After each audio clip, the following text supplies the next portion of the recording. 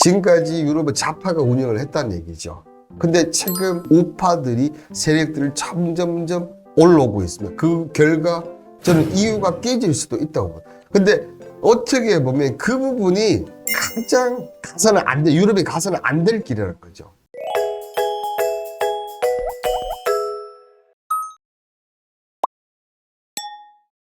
퇴근길에 편안하게 들으시면 투자에 보는 눈이 달라지시는 투자 캠퍼스 홍반장의 방송. 오늘의 내용을 보시면 자, 선진국이라기엔 부끄러운 유럽, 그러니까 기존에 우리가 알고 있던 진짜 꺼지지 않는 태양 이 영국부터 시작해서 프랑스, 독일 그 외에 이 유럽이 점점 망가지고 있다는 얘기입니다. 특히나 지금 샌프란시스코 같은 경우도 여러분들 아시다시피 헐렘이, 우리가 미국 가면 떠오르는 도시가 뭐 샌프란시스코, LA, 워싱턴, 뭐 뉴욕 이렇지 않습니까? 근데 그 중에 하나였던 이 샌프란시스코가 최근에 점점 할렘들하고 기업들이 떠나가는, 어떻게 보면 지금 그런 쪽으로 지금 바뀌고 있다. 근데 유럽도 지금 이렇게 계속 가다가 결국은 그렇게 될 수 있다는 것 같아요. 과연 어떤 부분일까? 그리고 우리나라는 과연 이 유럽이 점점 가난해지는 그런 길을, 같은 길을 가고 있는지 없는지, 이런 내용 좀 시작하도록 하겠습니다. 자, 유로가 작년 9월에 재현될까? 여러분들 아시다시피 그 작년 9월에 뭐 우크라이나 전쟁, 그 다음에 인플레이션, 특히나 킹 달러로 인해서 이 유로가 크게 한번 흔들린 적이 있었는데요. 최근 또 유럽이 또 흔들린 분열된 모습을 보여주고 있는데, 우크라이나 지원 예산을 놓고 유럽연합이 내부적으로 분열을 하고 있습니다. 지금 보시면 자, 추가 예산은 860억 유로, 하나로 123조 원을 지금 예산을 살펴보고 있는데, 여기 관해서 특히 뭐 독일이나 이런 나라가 왜 지원을 계속하고, 이거 좀 문제가 있지 않느냐, 뭐 이런 내용들을 지금 하고 있습니다. 이게 왜 그러냐면 여러분들, 특히 지금 독일 같은 경우는 마이너스 성장을 하고 있어요.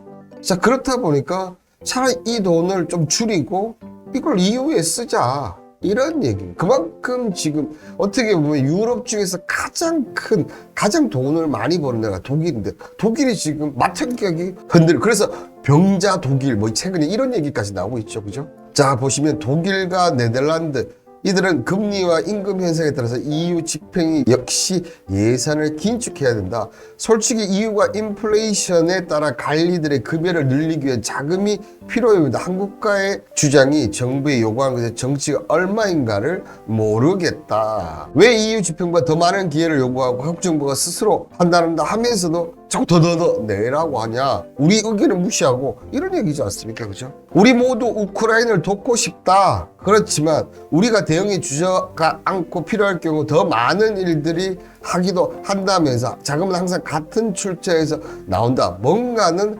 바뀌다. 왜 돈 많은 애는 우리 힘든데, 독일 같은 지금 우리는 힘들다. 왜 근데 우리 보고 자꾸 더 많이 내라고 하냐. 이런 얘기죠, 지금. 자, 이렇게 분열되고 지금 유럽 각국, 특히 독일이든 영국이든 둘 다 지금 이런 프랑스까지 점점 힘든 모습을 보이고 있으니까, 지금 여기에다가 보시는 대로 유로존 7월 산업 생산 또 지금 1.1%. 자, 이때 전쟁 때죠. 우크라이나, 러시아 하다가 이제 점점점 올라가다 최근 한번 보십시오, 여러분들. 이 산업 생산이 점점 내려오고 있더라고요. 자, 이때도 보시면 여러분들 올라가다가 2018년부터 꺾이죠. 꺾이다 보니까 이런 게 나왔거든요. 그러니까 지금도 똑같이 꺾이다가 이런 게 한 방이 나올 수가 있다는 건데, 여러분들. 자, 이렇게 되니까 작년 9월처럼 되는 거 아니냐. 여러분들 기억하시죠? 유로 달러 환율이 작년 9월 1달러선을 하회하면서 자, 유로와 달러 1대1 등가가 붕괴된 적이 있었습니다. 그죠? 근데 이런 위험 리스크가 지금 최근 유로가 달러 대비 약세를 보자 외환투자 작년 9월들을 떠오르고 있다. 그게 왜 그러냐면, 자, 유로화가 유로존의 스태그플레이션, 이 전쟁 이후에 인플레이션으로 이렇게 떠들었던 이 정말 힘들게 했던 유럽이 지금 어떻게 오히려 스태그플레이션, 가장 안 좋은 스태그플레이션 우려와 글로벌 성장 두뇌 발목이 잡힌 반면 달러는 놀라울 정도로 미국의 경제 지지를 받고 있다. 그러니까 한마디로 유럽이 점점 못 살고 있다는 거예요. 달러 유로화 이렇게 차트를 보시면, 자, 여기서 이렇게 해서 이만큼 올려놔서, 그래서 예전 수치. 근데 이 예전 수치라는 게 정말 옛날과 생각하면 예전에는 이게 1.8 정도까지 이렇게 올라갔었을 거예요. 근데 점점 이렇게 내려온 거예요. 근데 지금은 이제 아예 보면 여기 고착하게 이렇게 돼 있는 거예요. 어떻게 보면 이렇게 고착하게 이렇게 돼 있는 거예요. 지금 현재 상태에서 이렇게 계속 간다면 결국은 이 1달러 밑에서 이제 1.00 밑으로 간다는 얘기는 이제 EU라는 이 유럽이라는 예전의 선진국치를 내려놓는 그런 의미를 가지고 있다는 거죠. 자, 그러면서 지금 러시아 전쟁은 일어났는데 오히려 돈도 내고 지금 모든 지원을 다 했지 않습니까? 근데 러시아는 어떻게 됐습니까? 가스 공급을 중단해버려요. 한마디로 해서 지금까지 모든 이런 정책이 정책적으로 지금 실패했다는 것을 보여주고 있습니다. 이게 어떻게 보면 인플레이션보다 더 위험하다는 이 스태그플레이션이 오면서 유럽은 그리고 글로벌 경기 침체가 오고 있지 않습니까? 모든 것이 줄어들기 시작하는 거죠. 자, 그러면서 지금 9차례 연속 기준금리 인상했죠. 근데 지금 이번에 10차례, 어제 이제 10차례 연속 기준금리를 인상했습니다. 그러면서 소비자 물가 상승의 둔화 흐름은 주춤합니다. 여기 미국도 그렇고 지금 이 유럽도 그렇고 이 소비자 물가 지수가 이제 올리니까 내려왔는데 지금 오히려 지금 올라가는 그 부분이 에너지 부분이죠. 그죠? 여기에 이 유로존 8월 소비자 물가가 1년 전 5.3% 상승했고 지난달도 같은 수만 시장 예상치보다 웃도고 있다. 그러니까 둔화세가 주춤을 하는데 오히려 이렇게 소비나 이런 것들의 모두는 스태그플레이션까지 지금 같이 오고 있다. 여기에 어떻게 보면 유럽 이 EU의 가장 핵심 국가, 그죠? 이 핵심 국가가 독일입니다. 그죠? 독일. 이 독일인데 이제 독일, 특히나 독일 같은 경우는 남유럽 같은 데 많은 돈을 지원을 해줬었거든요. 영국이 또 지금 브렉시트 이후에 상당히 힘들어지고 프랑스도 지금 예전의 지위를 못 갖고 있어요. 근데 가장 중요한 독일이 홀로 역성장해서 10조 감세안을 꺼냅니다. 그러면서 이사회 정부가 이 나라의 성장을 촉진하기 위해서 세금 공제를 세워서 뭡니까? 독일 경제의 근간인 기업들을 살리겠다. 그런데 이런 독일이 지금 다른 나라, 예전처럼 못 사는 뭐 밑에 그리스라든지 이런 나라에 투자를 하고 할 수 있냐? 그러면 독일이 이 정도, 독일이 만약에 지원을 끊고 예전만큼 못하면 남유럽 쪽에 모라토리움을 선언하는 나라들이 곧 나올지도 모를 거 아닌가? 자, 그러면 이 2023년 GDP 전망을 보시면 미국이 1점 후반대, 그죠? 자, 그러면 어떻게 보면 미중 무역 갈등의 가장 수혜를 받는 두 나라가 지금 여기 상위권의 포지션이 있습니다. 자, 근데 자 보시죠. 영국, 프랑스, 이탈리아 보시면 이탈리아 1%도 조금 넘죠? 그죠? 근데 프랑스는 1% 미만, 영국도 0.5%입니다. 오히려 독일은 마이너스 0.5%. 역성장이 나오거든요. EU에서도 가장 핵심인 이 세 나라가 어떻습니까? 이런 GDP를 보여주고 있다는 것. 정말 충격적이고 놀라운 사실 아닌가요?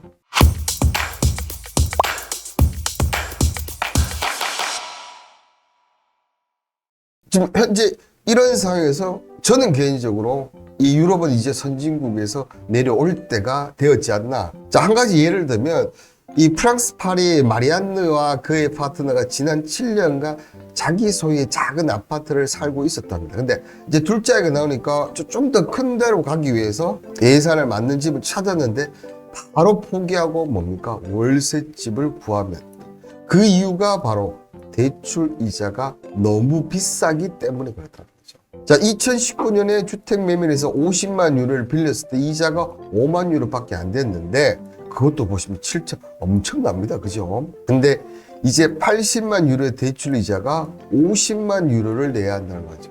배보다 배꼽이 더 크다는, 진짜 이렇게 되면 이제 모든 사람들은 다 월세 쪽으로 할 수밖에 없죠.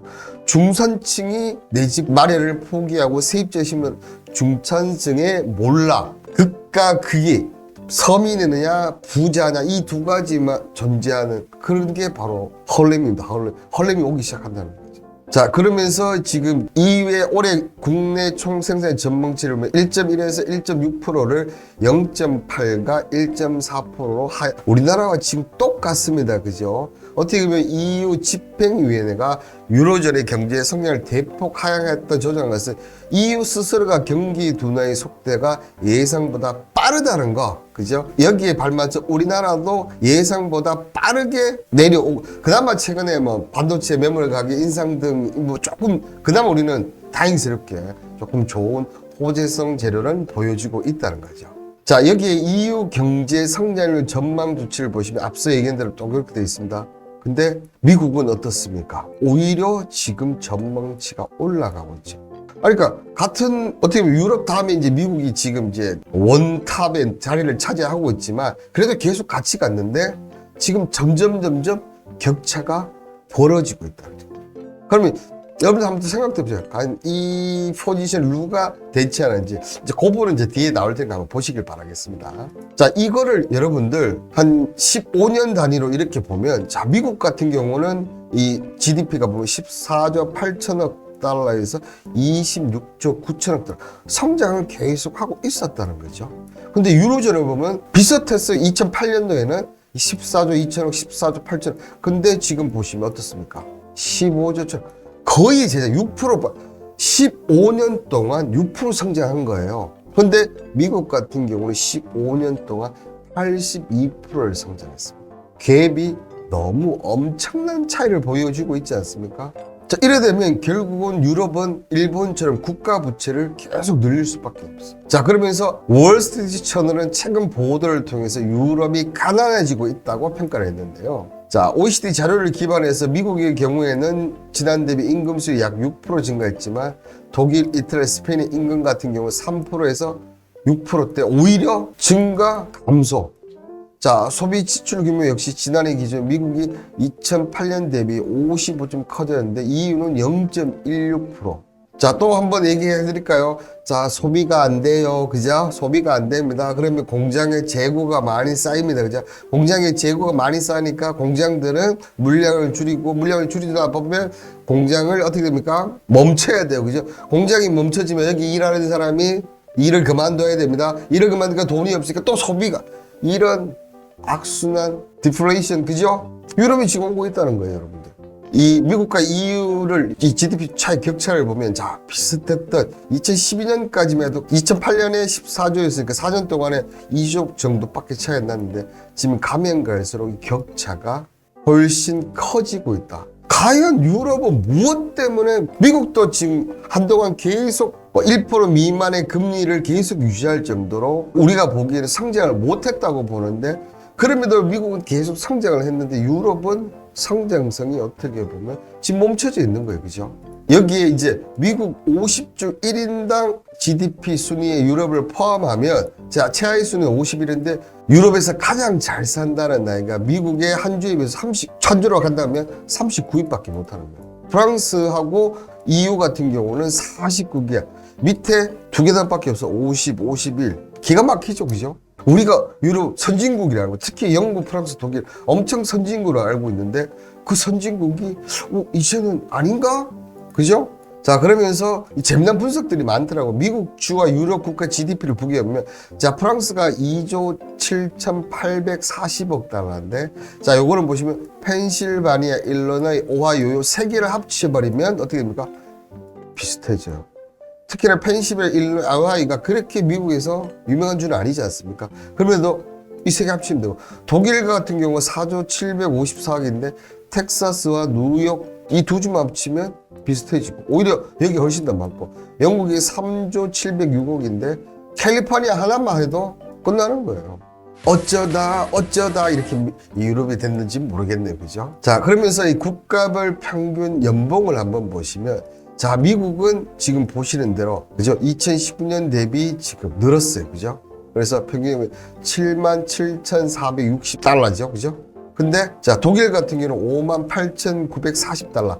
영국도 5만, 그 다음에 다 5만, 4만인데 중요한 것은 연봉이라는 건 올라가는 게 정상이지 않습니까? 지금 독일부터 그리스까지 보시면 2019년보다 점점점 임금이 줄고 있어요. 근데 엄청난 인플레이션이 있었죠, 여러분들. 그럼 실질적으로는 3년에서 4년 동안 유럽이라는 나라들은 임금이 감소가 한 거예요, 여러분들. 만약에 여러분들이 회사 다니는데 4년 동안 임금이 계속 감소했다면 그 회사 계속 여러분들 다닐 수 있습니까? 근데 나라는 못 버리잖아. 그렇죠? 자, 그럼 여러분들 이 유럽이 왜 이렇게 점점 가난해지고 있느냐? 자, 이 2020년 세계 경제 규모 순위 보면 아직까지 보시면 자, 미국이 1등이고 중국이 2등이지만 자, 4위에 독일이 위치해 있고 5위에 영국이 있고 그죠? 그 다음에 7위 프랑스들 아직까지 굳건합니다. 그리고 한국과 격차를 보면 꽤 많이 납니다. 그죠? 가장 지금 낮은 프랑스 같은 경우도 보시면 1조 6천억. 여기에 지금 이탈리아보다도 아직까지 우리가 못해요. 그럼에도 불구하고 지금 실질 임금이라든지 지금 갖고 있는 이 유럽의 스탠스가 점점점 낮아지고 EU가 지금 점점점 가난해지고 있는데 과연 무슨 이유 때문에 그러느냐? 그죠? 무슨 이유 때문에? 자, 첫 번째는 중국에 대한 지나친 의존도가 높았다는 거. 이 얘기인 즉슨 경쟁력을 확보하는 대신에 오히려 중국한테, 그러니까 이래 되니까 유럽 같은 경우가 중국에 너무 의존도를 높았는 거죠. 자, 이래 되니까 미국 같은 경우도 중국을 압박할 수밖에 없는 거죠. 그러니까 제조업에 특히나 이 뭡니까? 물론 위에 거는 사실 그렇지만 이제 기초 소재 이런 부분들은 다 중국을 의존을 했다는 거지. 근데 중국이 경제 성장이나 부동산 위기 정책하니까 유럽도 같이 내려오는 거지. 근데 대안이 없는 거예요, 지금. 여기에 러시아에 대한 지나친, 그러니까 러시아 에너지가 값싸다 보니까, 그죠? 이 중동이라든지 아니면 남미나 이런 쪽, 비용도 많이 들고 이런 쪽보다는 러시아 의존을 했는데 이번에 전쟁 이후에 지금 엄청난 타격. 여기에 또한 중국에 대한 지나친 수입 의존도가 높았다. 근데 중국도 이제 예전에 중국이 합니다. 이 물가라든지 그다음에 임금이라든지 이런 것들이 점점 올라가니까 어떻게 됩니까? 가격이 올라가죠. 이게 가격이 오르니까 이게 인플레이션에 반영이 된 거지. 그러니까 한마디로 중국의 의존도가 높아. 근데 지금 중국이 잠시 주춤하니까 EU가 뭐라고 합니까? 전기차 관련해서 뭐 세금 부과하겠다 이러니까 중국이 지금 반발하고 있거든요. 이걸 바꿀 수 있는 대안이 없는데 지금 중국과 싸움을 하겠다? 이제 중국이 닫아버리면 훨씬 더 힘들어질 수밖에 없다는 거죠. 이런 문제점에, 그러니까 어떻게 보면 산업 전반에 대한 문제점입니다. 본다면, 내부적으로 본다면 관광 수입에 대한 지나친 의존도가 높다는 거죠.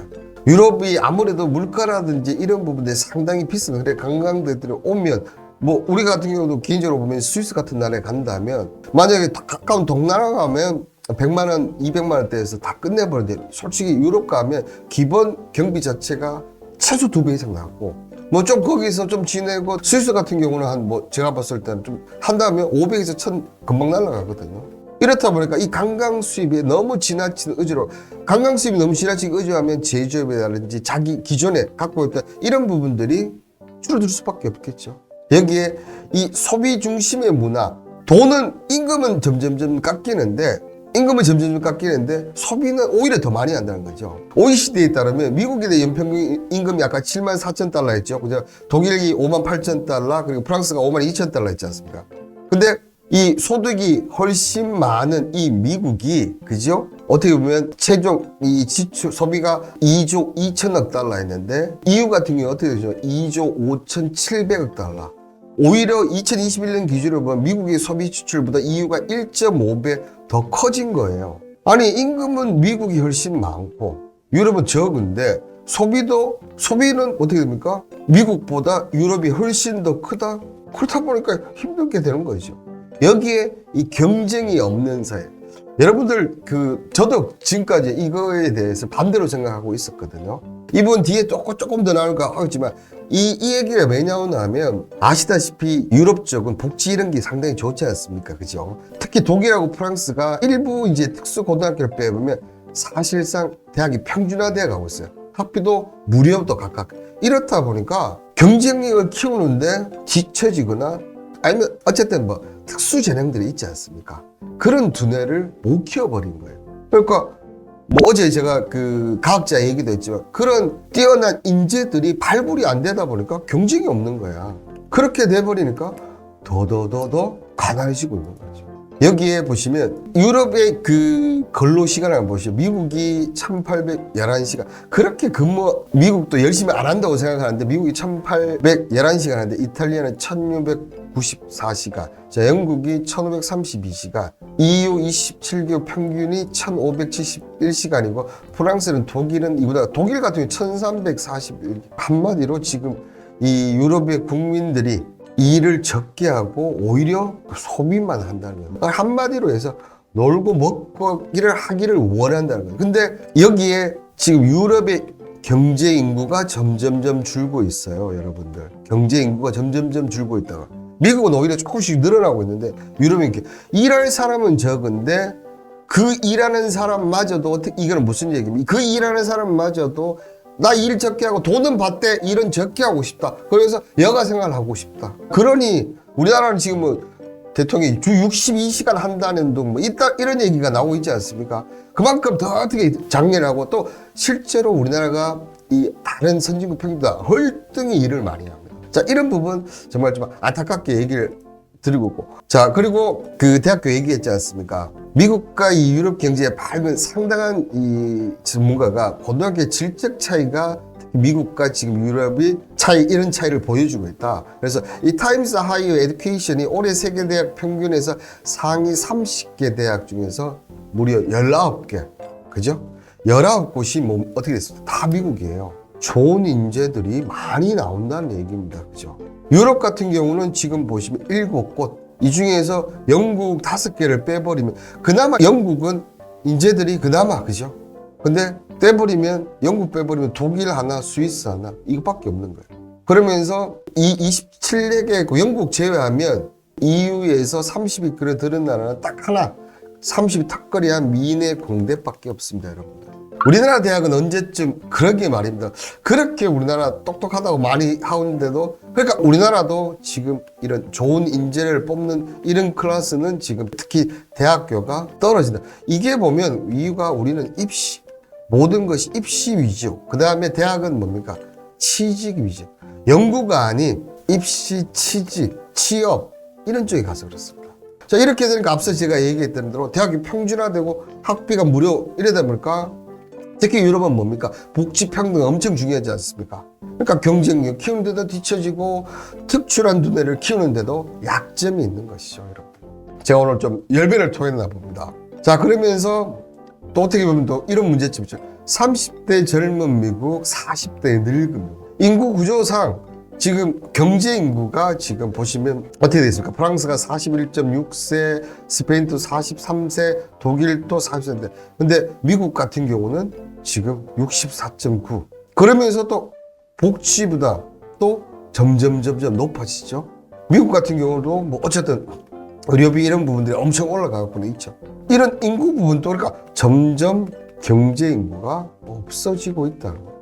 유럽이 정말 예전의 유럽이 아니게 되는 그런 부분들이 계속 있다는 거죠. 여기에 경제 파워도 문화 지형도 모든 것이 바꾸고 있다. 자, 예전에는 보시는 대로 프랑스에서는 프랑스라는 게 당연하다. 그죠? 영어하는 외국인들을 냉대인데 지금은 오히려 영어를 말하면 영어를 못해서 미안하다. 그리고 방학 때 보면 영어 캠퍼 등록이 치열하다. 그러니까 이 유럽의 그 콧내 넣던 자존심이 이제 없어지고 있다는 겁니다. 이게 뭐 경제나 가난이 무슨 어떻게 보면 상당히 저는 크게 작용한다. 이렇게 좀 생각이 들고 그리고 지금까지 가난한 이유를 제가 여러 가지를 얘기했지만 가장 큰 이유는 저는 이거라고 생각합니다. 가난해진 유럽의 뼈아픈 후회라고 제목이 되어 있지 않습니까? 이게 보면 자, 미국 증시를 이끈 애플, 구글이 성장한 시절에 이 유럽이 대항마가 전혀 없었다는 거죠. 자, 미국이 애플이 했을 때 우리나라는 삼성전자라는 대항마가 있었습니다. 그리고 반도체에 보면 펠립스부터 이 파운드리 시스템, 메모리 이런 종합 공장 중에 유럽의 회사가 하나라도 있었습니까? 5대 반도체 없어요, 여러분들. 없어요. 지금 전기차 쪽이 많이 올라오고 있지 않습니까? 물론 폭스바겐이라는 유럽의 회사가 있지만 전기차 쪽에서는 테슬라라는 그죠? 대항마가 지금 없어요. 오히려 대항마 같으면 우리나라가 되겠죠. 여러분들 생각 폭스바겐 지금 유럽의 회사들 저 생각나는 게 노키아 같은 경우. 노키아 같은 경우도 한때 모토로라와 쌍두마치했죠. 휴대폰 판매에. 물론 지금 통신 쪽에서는 아직까지 노키아가 통신 장비나 하지만 그러니까 점점점 떨어지는 거죠. 근데 지금 노키아 휴대폰 생각해 보시오. 거의 판매를 안 해요. 휴대폰 사업도 접었지 참. 그러니까 유럽이 앞으로 미래 지금 반도체라 2차 전쟁 이게 왜 전쟁을 합니까? 그죠? 이게 미래다 이거지 않습니까? 이걸 해야 된다. 근데 지금 이쪽이 하나도 없다는 거예요. 자, 그러면서 글로벌 시가총액 30대 기업을 보면 미국은 무려 미국이 중국이 따라잡는다 하고 있지만 쉽지 않은 게 보시면 위에 그리고 핵심이 되는 이런 쪽에서는 여러분들 하는 데지 않습니까? 애플, MS, 알파벳, 아마존, 엔비디아, 메타, 금융에서 버크셔, 전기차 테슬라, 비자, 일라일리, 유나이티드 헬스, JP 모간, 존슨, 바이오까지, 엑스모빌, 에너지, 월마트, 유통, 마스터카드, P&G, 브로드컴, 홈디포, 오라클, 세브론까지. 정말 미국 대단한 나라네, 그죠? 근데 유럽은 보시면 올랑 3개예요. 이 언제적 냈을래야? 좀 있으면 30가면 나옵니다. 그 다음에 그나마 유일하게 네덜란드에, 그죠? 꺼지지 않는 이 ASML이 있네, 그죠? 아시아가 아직까지는 참 멀었다는 게 보시면 아람코, 자, TSMC, 그 다음에 텐센트, 삼성전자, 그 다음에 구이저 마오타이. 자, 중국이 그나마 2개, 자, 중동의 아람코, TSMC, 삼성전자의 5개가 있네요. 왜 유럽이 앞으로 가난해지고 제가 선진국이 아니라고 얘기했는데 이게 어떻게 보면 저는 가장 큰, 그러니까 미래 사회에 발빠르게 대처 이런 부분들이 뭡니까? 늦어졌다는 거예요. 그리고 국민들이 일을 되도록이면 하고 자꾸 놀려고 막 이런 국민성 부분들을 본다면 유럽은 앞으로 선진국의 대열에서 내려오고 저 자리를 누가 차지하느냐? 아시아가 차지할 가능성이 상당히 높죠. 임금 싸지요. 그 다음에 지금 중국 치고 들어오지만 좀 있으면 지금 인도 치고 들어오죠. 베트남. 그 다음에 우리를 무시하지만 뭐 말레이시아도 있고 싱가포르도 있고 홍콩도 있고 대만도 있고 그죠. 어떻게 보면 지금 EU 27개국, 아시아 27개국 이렇게 바뀌지 않을까잖아요. 그렇다면 유럽은 과연 경제를 회복하게 될 수 있을까? 자, 기본적으로 이 대외경제정책연구원 세계 경제 전망을 보시면 유로 지역은 지금 보시는 대로 0.8% 2022년 대비 2023년에 0.8% 죽는 걸 보세요. 여기에 가장 크게 작용한 게 중국이라고. 중국의 의존도가 너무 높았다는 것을 저희는 지금 방송에서 보았고 지금 이런 부분 때문에 지금 가장 많은 그죠? 러시아를 제외하면 가장 높아요. 거의 이 뭐 다 유럽이야. 다 유럽. 그다음에 세계 경제의 주요 지금 하방 리스크 요인들을 보면 금융 불안, 고물가, 고임금 때문에 그렇습니다. 그다음에 공급망, 이 전쟁, 인플레이션이 지속된다. 중국이 무너지고 있다. 그다음에 글로벌 정책 공조를 하는데 유럽은 지금 다 빠져 있습니다. 미국 중심으로 가다 보니까. 이런 쪽을 보면 이게 유럽이 손쉽게 해결할 수 있는 부분이냐? 아니라는 거죠. 그죠? 여기에 이 원유 수요 증가율을 한번 보시겠습니까? 자, 지역별로 보면 OECD, 그러다가 지금은 BOECD, 그다음에 2023년은 지금 중국이 가장 늘고 있어요. 이 얘기는 즉슨 지금 OECD, BOECD, 중국제 BOECD, 지금 유럽이 지금 뭐 어떻게 됩니까? 에너지 위기 상당히 봉착하고 또 반대로 얘기하면 이 원유를 수요들이 점점 유출을 돈이 없으니까. 자, 이쪽도 보면 상품별로 보면 이렇게 돼 있다는 거예요. 자, 그러면 한번 봅시다. 자, 오펙에 감사한 러시아 우크라이나 전쟁 장기화 이 공급 부족이 지속될 전망이다. 그죠? 그렇게 되면서 고유가를 지속하기 위해서 이 OECD는 계속 지속할 거고 사우디는 사우디 비전 2030에서 고유가 규제를 유지를 해야 될 거고 미국 등 비오펙도 공급 증가를 보이나 급증한 수에 미치지 못한다. 이 얘기는 즉슨 뭡니까? 이 에너지 위기는 계속된다. 이 에너지 위기가 되면 유럽은 경제 선망 정력이 계속 떨어질 확률이 높다는 거죠. 여기에 주요 곡물 가격 상승의 중심으로 2023년 사이 전반적으로 하락세를 그나마 물가는 내려오고 있다는 부분이죠. 내용을 한번 읽어보시면 식품, 사료, 산업부분 수요 증가하지만 소폭 상승할 전망하고 뭐 이렇게 쭉 내어서 근데 우리나라가 실질적으로 지금 느끼는 체감은 그죠? 아니에요. 곡물 가격이 내려가고 있지 않다고. 저는 유럽도 그렇게 느낄 가능성이 좀 높지 않나. 자, 이런 것들을 토대로 이렇게 본다면 보이십니까? 유로 지역 2024년 1.4% 올라간다고 돼 있고, 그 다음에 1.5% 올라간다고 돼 있고, OEC도 올라간다고 돼 있고, IMF도 전반 올라간다고 되어 있지만, 우리나라도 지금 내년 경제 성장률을 올해보다는 좋다고 하지만 실제로 체감 여러분들 그렇게 보이신가요? 저는 전혀 그렇게 보이지 않거든요. 그리고 세부적으로 보면 독일이 어떻습니까? 이렇게. 그래 봐야 지금 대부분 뭡니까? 1% 이하예요. 여러분들 중요한 것은 1% 이하. 그러니까 한마디로 유럽은 계속 저런 식으로 갈 수밖에 없다는 거죠. 자, 그러면 과연 유럽 경제는 회복될 수 있을까? 그런데 여기 이제 월스트리트 저널이 자, 유럽 국가들 이러한 경제상을 타개하기는 쉽지가 않다. 저성장과 금리 상승으로서 유럽 복지국의 부담이 증가했지만 인플레이션의 국가 보조금은 무색해졌다는 설명. 특히나 유럽의 빈곤화가 진행되면 유럽 전역에서 노동조합이 다시 강세를 보인다는 점도 그러니까 우리하고는 조금 다른 개념이지만 지금까지 유럽의 좌파가 운영을 했다는 얘기죠. 근데 최근 우파들이 세력들을 점점점 올라오고 있습니다. 그 결과 저는 EU가 깨질 수도 있다고 봐요. 근데 어떻게 보면 그 부분이 가장 가서는 안 돼, 유럽이 가서는 안 될 길이라는 거죠. 그러면 자, 월스트리트 저널 다시 한번 이런 악조건에서도 인플레이션 지속되는 한은 유럽에는 임금 상승이 여전히 존재하고 특히 러시아, 우크라이나 침공 변수도 있고 국방비 지출이 늘어나면서 유럽 국가들의 추세 증가 압력도 커지 소비자 부담 커지 어두운 전망을 내면서 뭐라고 합니까? 유럽이 점점 가난해지고 있다. 가난해지면 선진국에서 내려올 것이다. 그러면 제가 앞서 얘기했던 부분, 그죠? 이렇게 우파가 들어오면서 EU가 분열되면서 EU라는 기구가 깨진다. 어떤 결과를 초래할 것 같습니까, 여러분들? 브렉시트 기억나시죠, 여러분들? 영국이 EU에서 탈퇴하는 거, 브렉시트, 그죠?